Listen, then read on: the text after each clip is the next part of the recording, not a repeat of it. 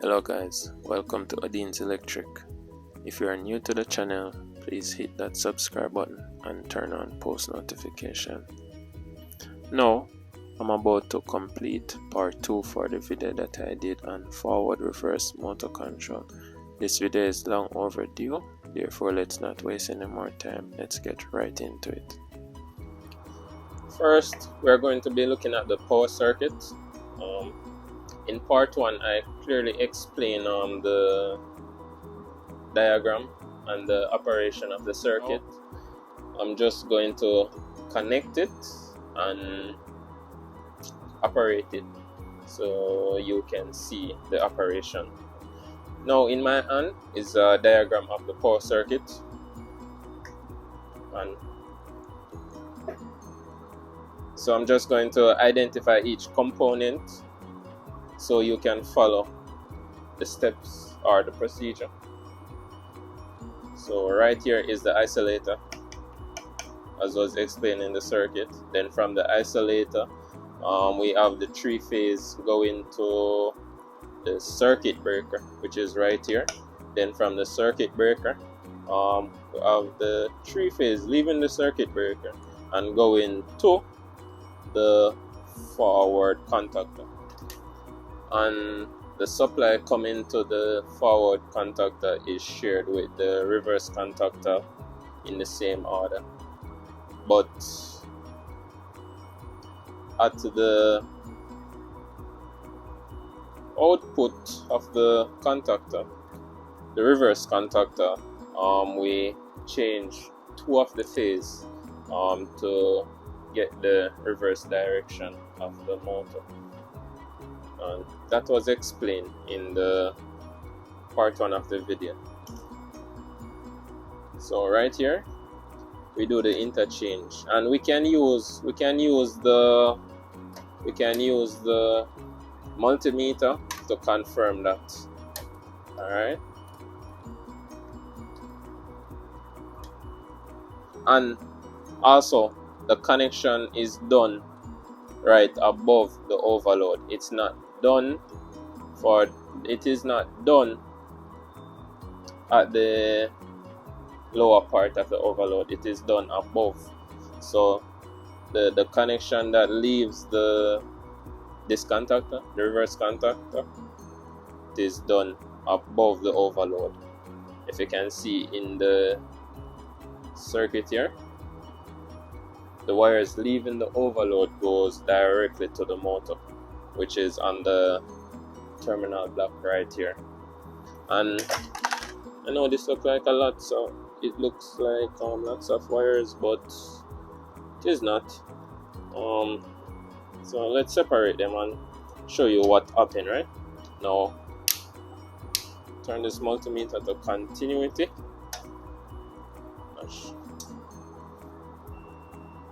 Alright, so at the top we have line 1, line 1, line 2, line 2, line 3, line 3.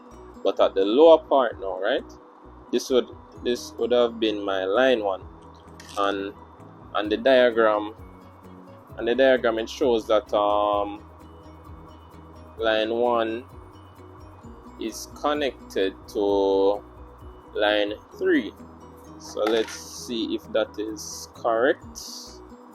Line 1 here, line 3 here, and that is correct. Line 2 goes back to line 2, and line 1 should go to line 3. Alright, so that is where the change is done to get the reverse direction of the motor. Then at the lower part here of the overload, it leads to the terminal block, and the motor will connect right here. I am now through with the connection of the control circuit, and I am going to do a quick test to make sure that everything is properly connected before I can apply any power to this panel. Alright, so I'm going to do a continuity test to make sure everything is as it is in the diagram. Alright,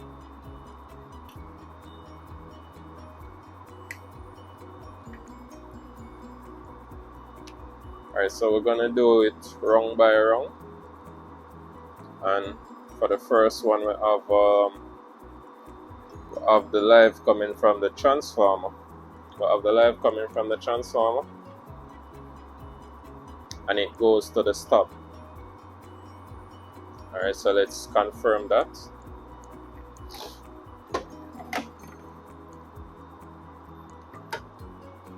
Alright, so from the transformer goes to the stop. Then the stop goes to my forward push button, which is this one. Alright, that is correct so far.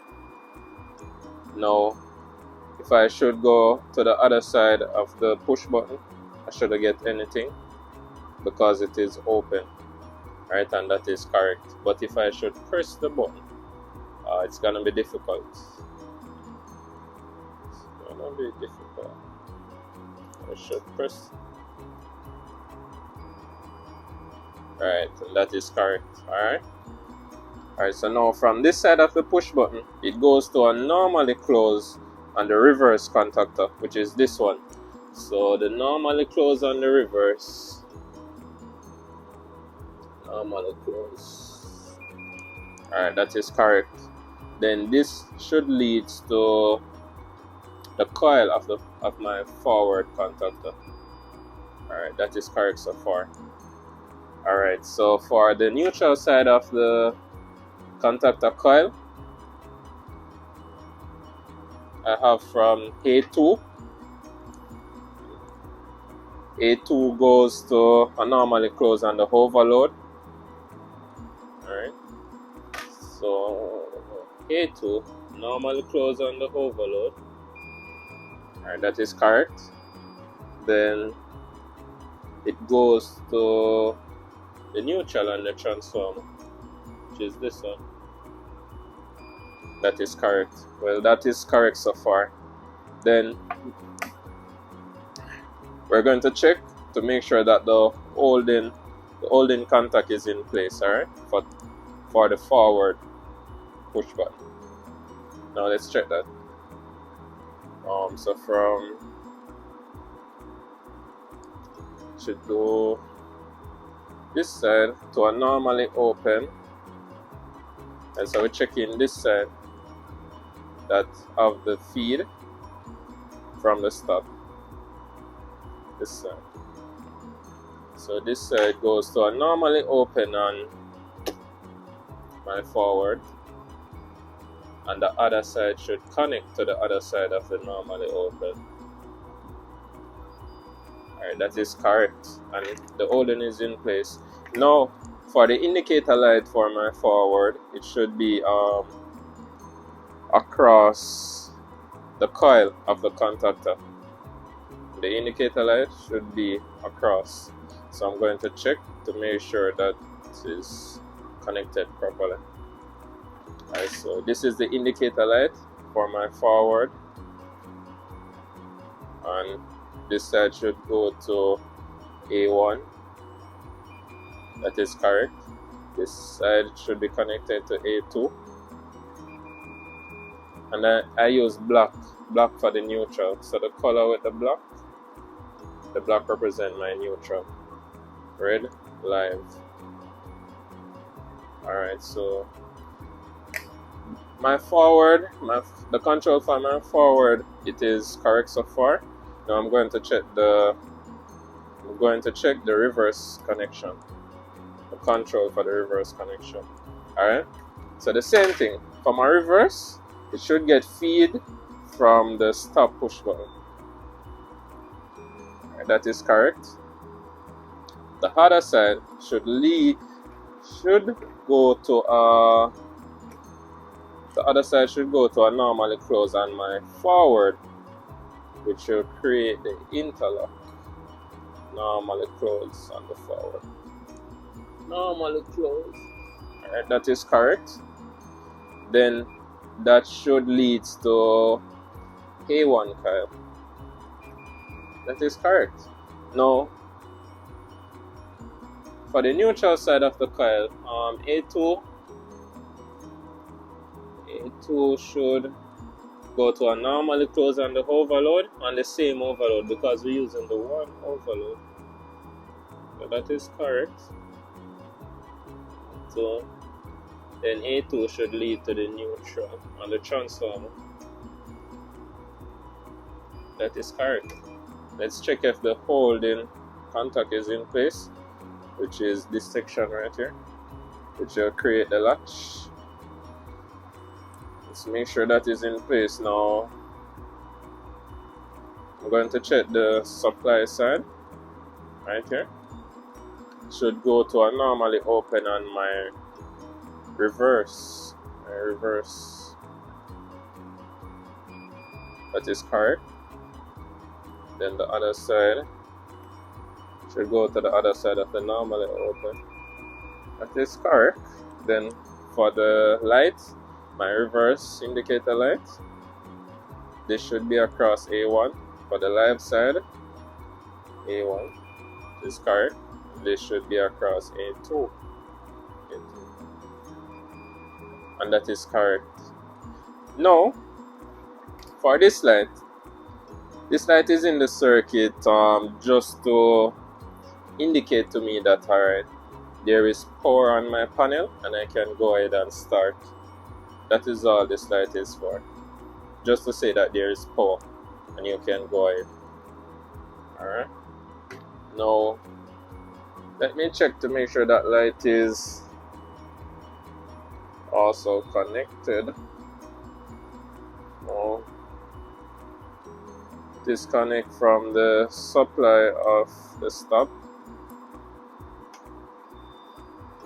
Alright, then the neutral side is also tied in with these. Alright, so everything is tested to be okay. Now I am going to connect the motor and operate this circuit so you can see the operation. Alright. Now this is the complete circuit.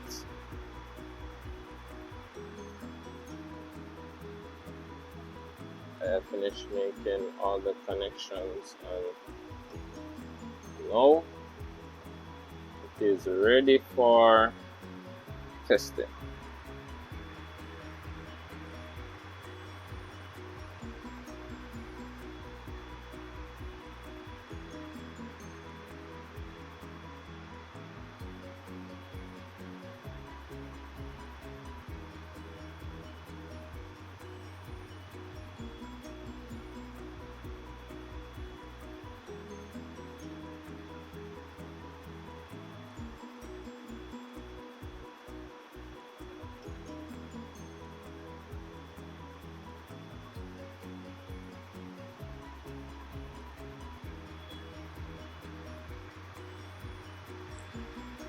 Testing, and now I will just turn on the isolator right here on the side, and right away as I turn on the isolator, this light should come on. This light that tells me that there's power and I can go ahead and operate the circuit. Alright, and there it is. Now I am going to press the forward. I am going to press the forward push button, and I just want you to observe this little blue string on the shaft. I just want you to observe the direction. I'm going to press the forward now.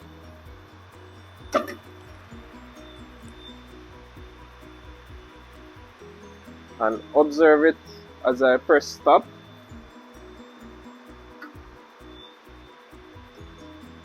Go in this direction, which is the forward direction.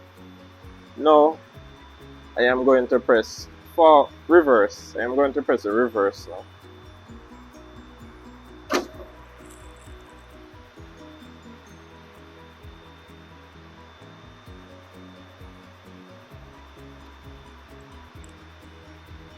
And it's going in the reverse direction. So there you have it. Oh, let me check the interlock. Let me show you. So I'm going to put it in forward. And now if I should press the reverse, if I should press the reverse push button, nothing should happen.